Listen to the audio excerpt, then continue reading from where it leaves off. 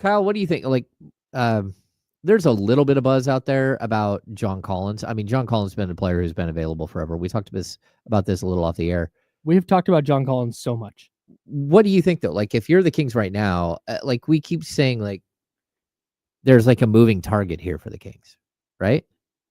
Mm-hmm. There is. It's like, okay, do you need just a straight defender? Do you need like a shot blocker? Do you need they've got to be able to shoot the three. And all of a sudden we're looking at the bench and saying, okay, if you could get a guy who averages 17, 18 points a game off the bench, sure, and can be your primary guy, I think I would listen. Okay. I don't know.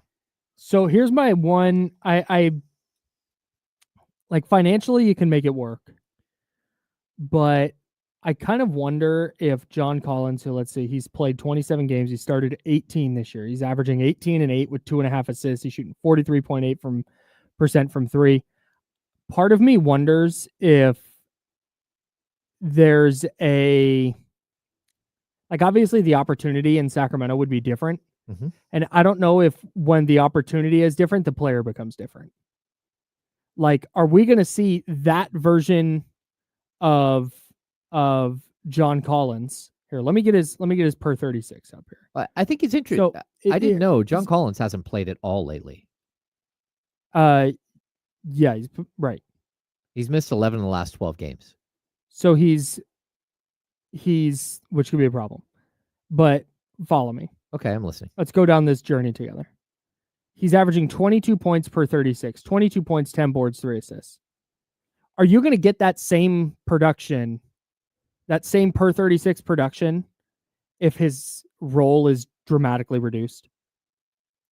Okay, so I'm of the opinion that there's a way that you could bring John Collins in and he's going to play a substantial role for you. Like, okay. I don't know if you can get him up to 30 minutes a game, but I still and 13 shots. I still think you can get 26 minutes a game for him on the front line. I'm going to take a couple of minutes away from Keegan Murray and drop him back down to 34.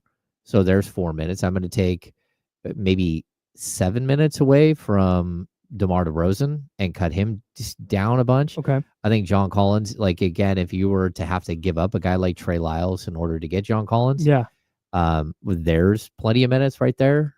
So I think that there's a way to bump his minutes up. I just think there are certain things that John Collins does that I think are really good. Like, he is a true lob threat. I mean, John Collins is a high flying. Yes, he is a monster threat. Yeah, he's also shooting 43.8% from three. He also there's 36.4 for his career too. It's not like this year is out of nowhere he started hitting threes. He really does. He's starting to look like the player he was like during his 22 and 23 year seasons in the league, where he was a 20 and 10 guy, and like someone that you thought was going to be a perennial all-star. Like, I don't know that I'm putting him back in that category, but same time, like, look, he's got a contract right now at like 20, I think it's 25.8, and then same for next year, but he has a player option for next year. So you would hope that he wouldn't opt out, or you would hope that if he did opt out, he'd give you an opportunity to sign him to a long-term deal. Something reasonable, team friendly, maybe like the declining scale contract that you got for Harrison Barnes at like 25, 23, 21. But I also would tell you that like 3 months ago, he was untradeable. And a lot of people are like, hey, they'll take, if you can just give them expiring contracts, they would get rid of John Collins, not even draft capital. So maybe at this point it costs you 1, maybe it costs you 2 second-round picks. Do you have that many? The Kings don't, but they have 1. Maybe they figure out something else to give, but if you have the expiring contracts, I don't know. I'm intrigued because I do think that it's always moving, like what the Kings need. And if Cam Johnson is just doing like very specific things, like Cam Johnson is just shooting 3-pointers. I think John Collins, there's more to John Collins than there is Cam Johnson. I mean, he's a much better rebounder than Cam Johnson. No doubt. He's like a way much better shot blocker. I don't think he's a better defender. In fact, I don't think he's a great defender, but I still like the idea. But if we're going to sit here and ask for size and athleticism, and then you have a 6'9" guy who can jump out of the gym. Yeah. All right. Yeah. I see the vision for sure. And is he, I think you're ostensibly for the Kings. Not I'm going to use the word trade, but I don't mean in a literal from an NBA standpoint. Just the Kings.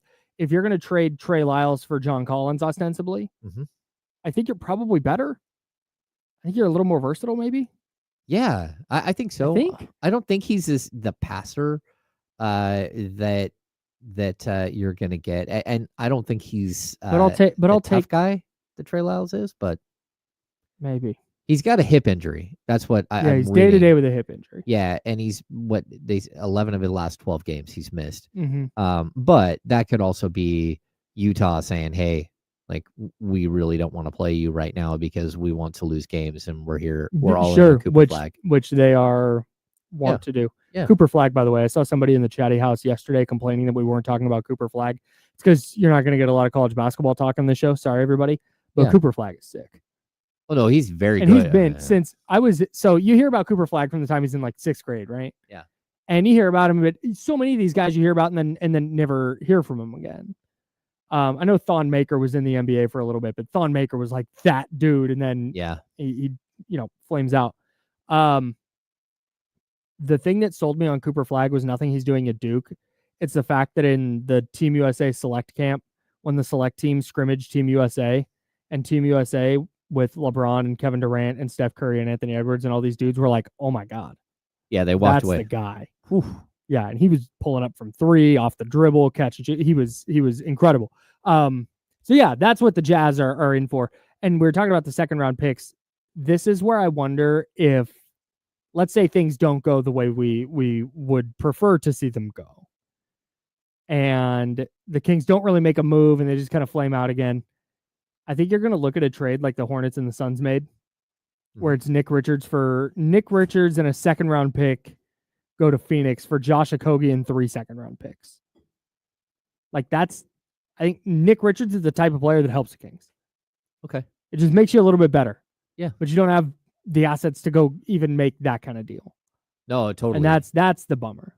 Yeah, you didn't have the expiring contract. I mean, I guess you did in Trey Lyles, but are you going to give up Trey Lyles for Nick Richards? Right. That's not as helpful. No, I'm intrigued by Trey Lyles for John Collins is the least interesting to me. And you can make the John Collins deal a couple of different ways. Like there are other ways to make that deal without including Trey Lyles. We're trying really hard.